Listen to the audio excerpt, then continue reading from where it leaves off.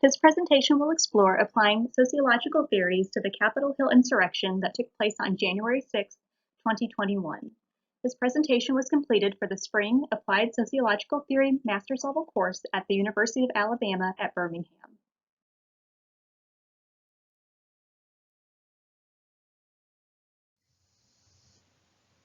The Capitol Hill insurrection occurred on January 6, 2021. Donald Trump's followers gathered at his invitation at the Save America rally at the Ellipse in Washington, D.C. that morning. During the rally, then-President Trump reported false claims that the 2020 presidential election had been stolen by the Democrats and told his followers to march toward the Capitol building to protest the certification of the election results. Once they arrived, many breached the U.S. Capitol building, entered congressional chambers, and ransacked the offices of members of Congress. There were several deaths and over 100 injuries as a result of this event. This group believes each of the sociologists we've studied in our course so far have applicable social theories to this incident, which we will share in the following slides.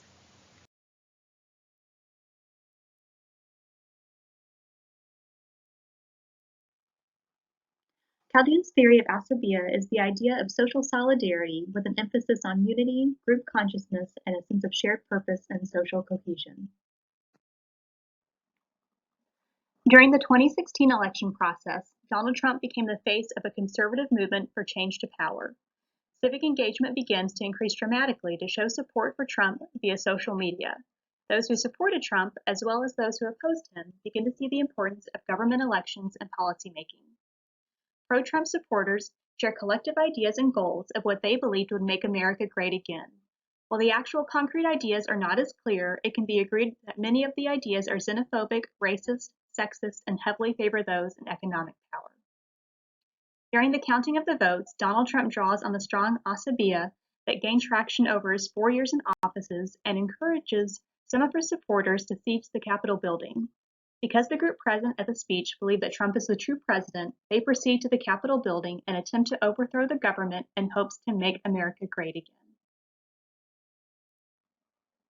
Next, we examine Marx's false consciousness and its application to the Capitol Hill insurrection.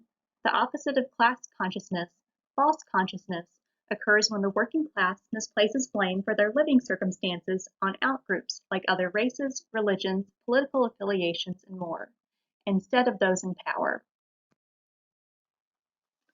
Over the past several years, Trump supporters subscribed to his claims that certain outgroups were to blame for the state of the country and the poor circumstances of hardworking conservative Americans. According to Trumpism, these groups were taking away freedom and traditional American values, stealing jobs, and more. These outgroups included, but were not limited to, undocumented immigrants, environmentalists, intellectuals, Muslims, and liberals or progressives in the Democratic Party.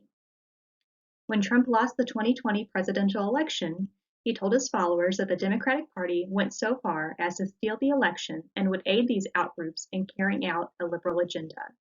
Trump's calls for action at the Save the America rally on the morning of January 6, 2021, ultimately led to his followers marching to the U.S. Capitol to protest the certification of electoral votes, and many of them carrying out a violent and deadly insurrection.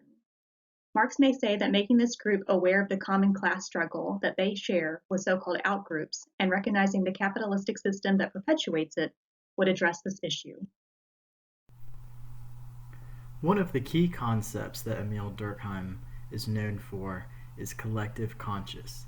The textbook describes collective conscious as the totality of beliefs and sentiments common to average citizens of the same society. The insurrectionists who stormed the United States Capitol on January 6 were supposed President Trump supporters who were rioting against the presidential election results. Over 300 suspects of this incident have been identified, and not all, but the majority, are white men.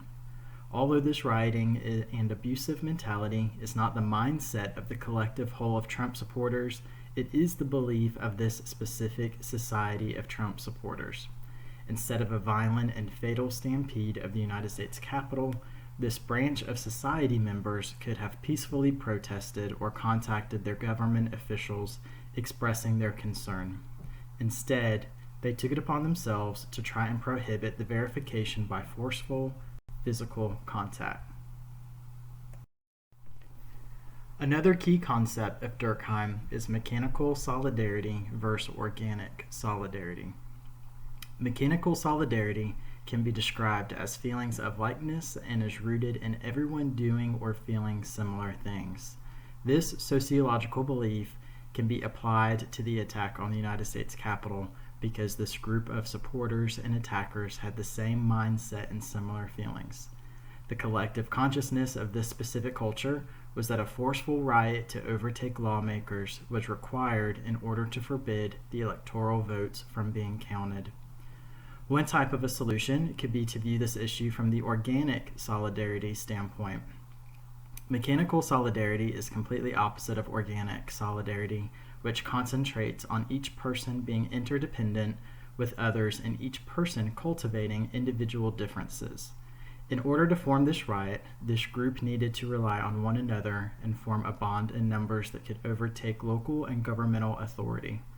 Instead of this branch of society psychologically believing that they needed to feel this anger towards election results and believe blindly in a president who was encouraging false and unsupported accusations of voter fraud, they should have respected the fact that other individuals within the nation voted for a presidential candidate other than their own desired candidate. They could have accepted the social differences in the fact that history was made with a more diverse presidential cabinet with new beliefs that can benefit this country and its people. Lastly, Durkheim believed that even socially deviant members of society are necessary because the punishment reaffirms the cultural beliefs.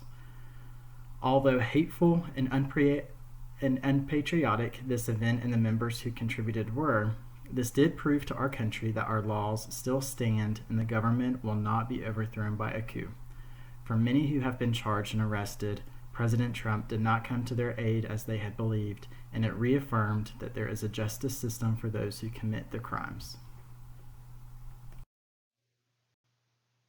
Max Weber, born 1864, died 1920, famous for his theory on the Protestant ethic and how it propelled Protestants to success regarding early European capitalism. Moreover, his theory coined the iron cage, which refers to the excess of rationalization and modernity that leads to a highly specialized division of labor and a high alienation, but low spirit or enjoyment of the work. Lastly, his types of legitimate authority that denotes how power is exercised over a populace, in the event that the population agrees said use of power is just and appropriate.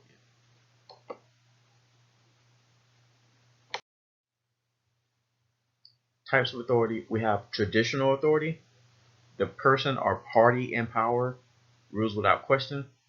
It's a legitimized custom, and it historically has always been done this way. We also have charismatic authority. The charismatic leader is either revered or feared, sometimes both.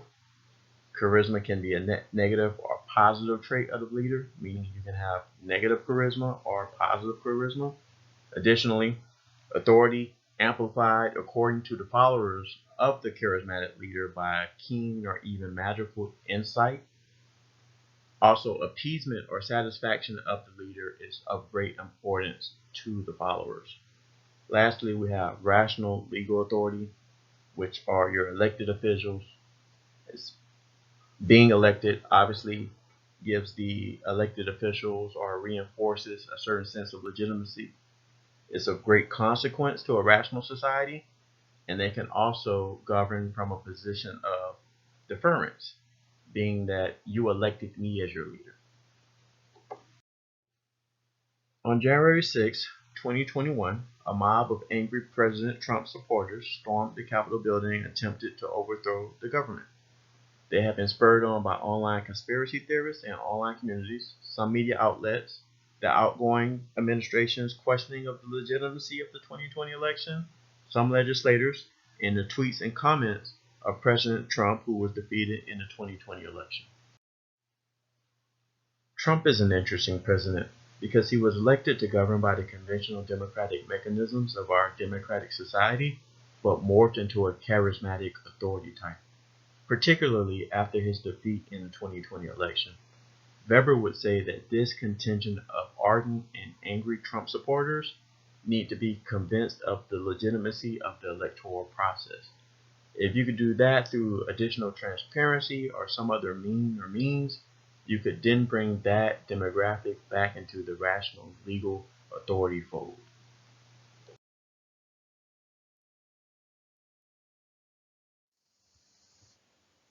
The Capitol Hill insurrection may not have happened if not for several factors. Donald Trump really helped create a new political sect with his Make America Great Again and subsequent Keep America Great campaigns. Past political rallies, social media communities, and the themes of Trump's campaigns and administration all helped to develop a strong following and a strong collective consciousness among his followers. These factors, coupled with Trump's assertions that the presidential campaign was not only stolen from him, but that the steal was also an assault on America and ultimately freedom, helped lay the groundwork and fan the flames for his followers to carry out an attack at the U.S. Capitol. Calhoun, Marx, Durkheim, and Weber would all have input and applicable theory to this political phenomenon and the events of January 6th.